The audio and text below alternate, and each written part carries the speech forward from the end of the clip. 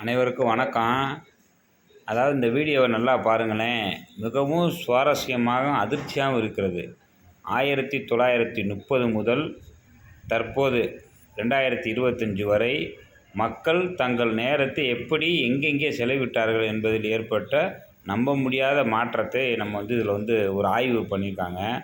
Friends, family, restaurant, school, தொழிற்சாலை, college, church, இப்படி மக்கள் எங்கெங்கே அதிக நேரத்தை செலவு பண்ணியிருக்காங்க அப்படின்னு பார்த்தா, அப்படியே கொஞ்சம் கொஞ்சம் தற்போது மக்கள் எதுக்கு அதிக நேரத்தை செலவு பண்ணுறாங்கன்னா, ஆன்லைன்லேயே சமூக வலைதளத்தில் தான் இப்போ மக்கள் அதிகமான நேரத்தை செலவிடுறாங்க அப்படின்னு சொல்லி இந்த ஆய்வு சொல்லியிருக்கு.